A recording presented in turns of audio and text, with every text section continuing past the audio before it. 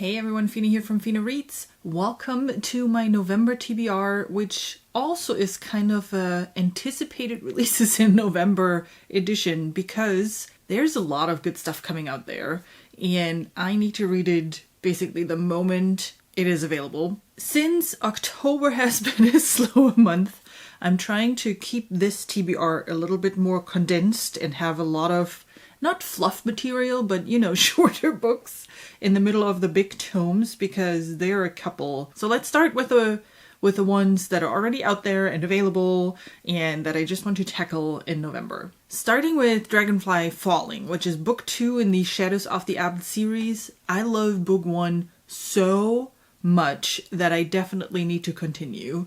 This is a chunk though. This is a bit of bigger book, so yeah, it might take me a little while to get through this, given my October track record of reading rather slow.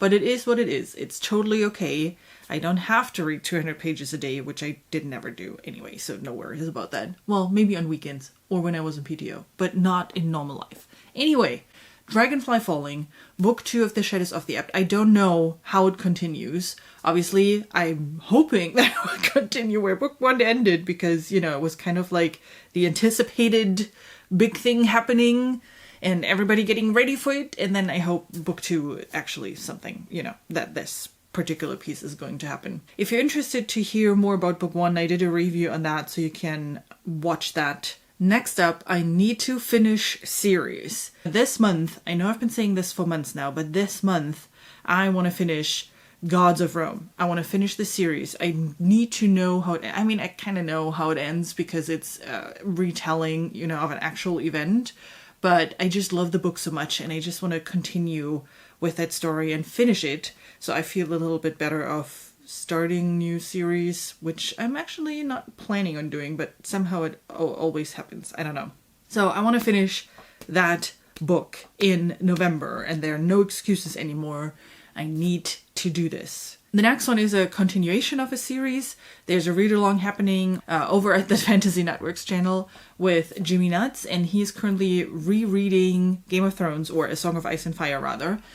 And I started with that very spontaneously in October, and as I'm filming this, I'm still in the middle of book 1 of Game of Thrones, but I hope that I will be able to finish this before the end of October so I can read book 2 in November. And it's actually also, it's also a reread for me. I've read it in German way back when. And, I kind of know the storyline, but it's really interesting to experience the world again and see some more things that I couldn't have seen the first time around because I didn't know back then. But now I know. So, So my reread is going really well so far. I really enjoy George R. R. Martin's writing. It's so accessible and it's such an easy read to read through. It's just a lot. Both Game of Thrones and A Clash of Kings, which is book 2, are chunkers.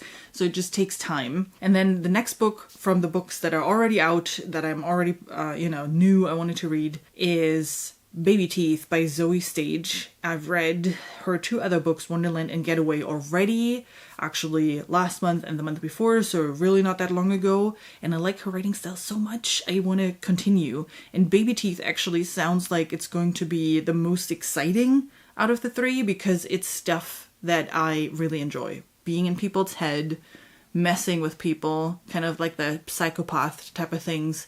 I don't need, gory mess or scary stuff. I love this, okay, this person is in your head and it's all messed up and that's the stuff that I actually really enjoy. And Baby Teeth is completely in that realm from what I hear at least. It's about a young girl, I think it's a girl, 7 years old, who's completely messing with her mother. She wants the full attention of her father on her.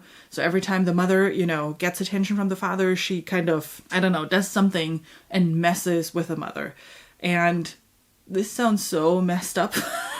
I just have to experience this. All right, now let's get into anticipated releases and books that I actually want to read when they come out. And I'm starting with one that is actually coming out in October 26th, so now, but that I probably won't get to till November. And that's a new short story collection of Stephen King. Not new in the sense of unpublished works. At least I don't think. I think they have been out for a while. It's just a new packaging for whatever reason. And there are 4 short stories, being The Mist, Apt Pupil, The Body, and Sundog. Out of those 4, The Mist and Apt Pupil are the ones that I want to try to read in November, at least one of them, because those are the ones that actually made me buy that short story collection. And again, being in people's head and something really messed up, that's what I'm here for. They are all rather short, so the entire short story collection, Amazon says, is around 800 pages, so I assume it's on average 200 pages per book, so quick reads. And I hope they're going to help me, break up some of the bigger books that I'm planning on reading this month. Next up is a book 2 that I've been waiting for nearly a year now, or actually pretty much a year now. This is The Bone Shard Emperor. It's book 2 in the... I actually don't know what the series is called, but book 1 is The Bone Shard Daughter.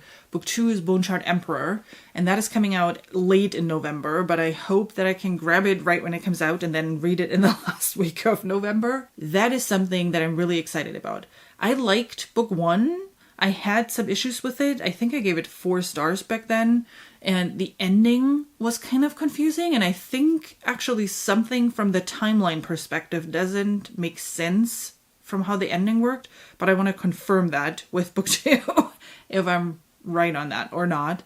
But what I really liked about book 1 is, first of all, it's rather unique. I really like that magic system. Well, it is messed up too. It's the month of messed up books, I think, November. Anyway, it's kind of a weird magic system in where you need bone shards from actual people that are chiseled out of their skull bones, and they are woven into the magic. So the Emperor needs a lot of those bone shards in order to protect the realm, right? He is powering his kind of monsters with it to protect the realm and all those kind of things. And it feels like it could be a series that is really interesting from a world building perspective. Book 1 was not really brought with this yet. There were a lot of things hinted at, but not a lot of things discussed in detail, if that makes sense. The other thing that I really liked at The Bone Shard Daughter, there is... so it's different POVs, and you get to know different people. And there's one particular POV that was adorable, and that's the one with the animal companion. If you've read the book, you know exactly what I'm talking about. That animal companion was so adorable and so expressive and just a fun part to read. So I've always looked forward for the chapters with this particular POV. And don't ask me about the name. Again, names, I forgot. I don't just know there was an animal companion with a younger boy. Yeah, I just hope to get more of that in book 2. I hope to learn more about how the story continues. Just see how that world develops and how the character develop. Another book that comes out in the middle of November is a new book by Adrian Tchaikovsky called The Elder Race. I think it's the beginning of a series, if I'm not entirely mistaken. It's Adrian Tchaikovsky, and it is a bit shorter, and the cover is cool. And that's essentially the reasons why I'm going to buy it. Do I need more reasons? I don't think so. And the 4th and final book that is coming out is kind of an odd one. I think Dominic from Dominish Books pointed that out to me. We talked about, books with names and stuff like that. And he said, hey, I had to think of you when I saw this particular book. I don't know, on NetGalley or wherever he saw that. And it's called Josephine, Shadows of the Witch. And the reason why I jumped on that is because it's actually spelled exactly like my name. Usually Josephine is spelled with a PH, sometimes with an A at the end. There are so many versions of that, but Josephine with an F and an E, or how my name is actually pronounced, Josefine, which is where Fine comes from, that's really, really rare. So every time, you have those name tags that you can buy as souvenirs or mugs with your name on it and all that stuff, it was always spelled incorrectly. Even back in Germany, when I was trying to get those things. First of all, Josephine is not a very popular name in Germany. Well, it is becoming more popular now with, children. But when I was young, it was definitely not a popular name. And then it was always spelled with PH. I have to check it out. It says it's a paranormal fantasy romance thing.